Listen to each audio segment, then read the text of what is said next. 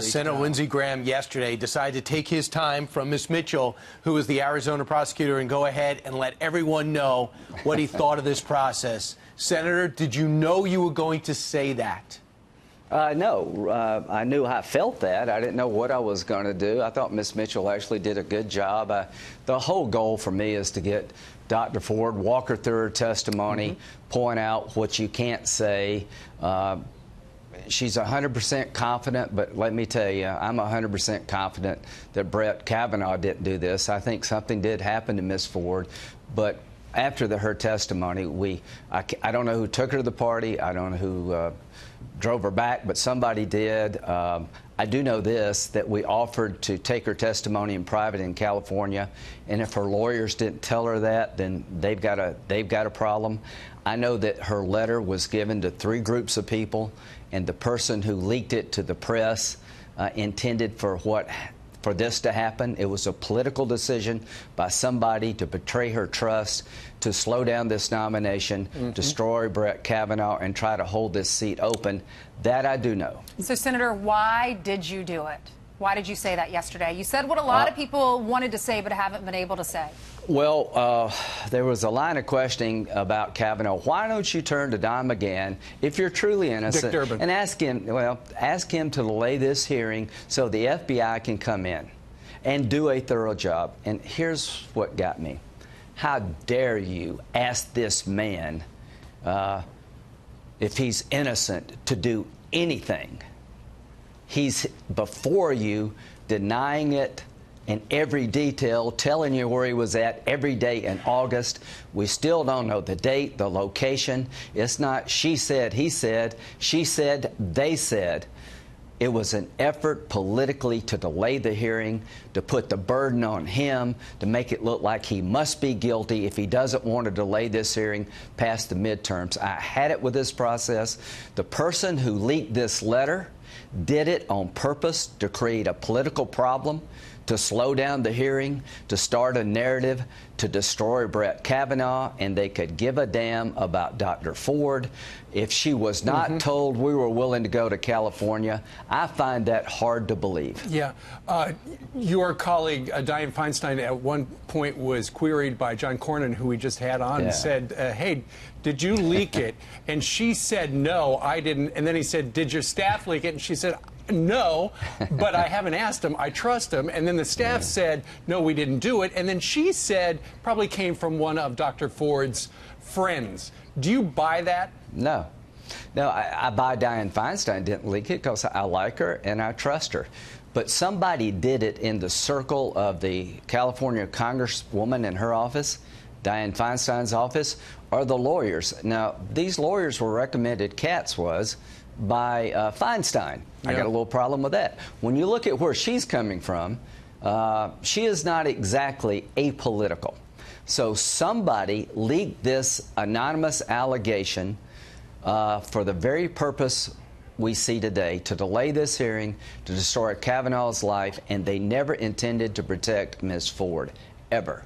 I liked how you stood up for yourself. You looked at some of these Democrats in the eye who you said were your friends, and you said you have actually said that you want to delay this. You have actually said that you're doing this, and then you want to win in November. And what is your message for your friends that are Republicans that are on the fence? If you legitimize this by voting no, then you're setting up the destruction of all future nominees. You're denying a good man, highly qualified, who's led an incredible life, the chance to serve the country in a position he's eminently qualified for. You're legitimizing the politics of destruction. You are missing a lot if you don't see this as a political hit job. The 5 accusations have all fallen apart. If he has to prove himself innocent, he did for me. What standard would we use in the future to a Republican?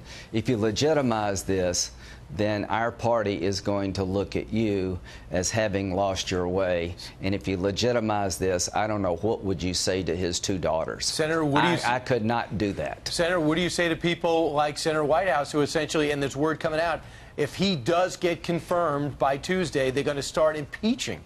They're going to look to impeach him. Let me say this about Senator Whitehouse. He brought to me the allegation about the boat incident in Rhode Island, and we went together to the FBI, and the guy withdrew the accusation. It was false. He did the right thing. But let me tell you what could happen. There's no statute of limitations in Maryland for sexual assault. Now, I'll tell Senator Whitehouse and anybody else, if the Columbia, Maryland Police Department or any other agency opens this case and there's a conviction, I will gladly reopen this matter, but I will be in the NBA before that happens. I don't like my chances. You know, Senator, when we all watched you yesterday, you were so passionate. It looked like... I was pissed. That's another way to put it, another P word. Pissed. But is it just my analysis, or it looked to me like you've had it up to here with how things are working in that room? Well, I had it up to here because I voted for Sotomayor and Kagan. Some people accuse Sotomayor of being a racist because of a single speech. I didn't buy that. They accused Kagan of being un-American because she supported kicking the ROTC unit out of Harvard. Well, that's just Harvard.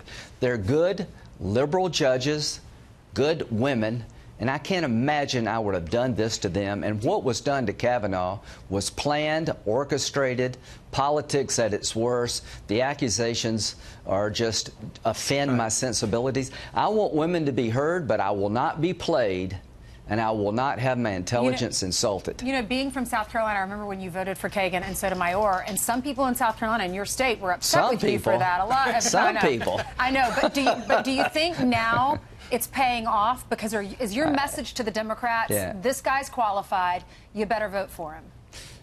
I know they're not going to vote for it.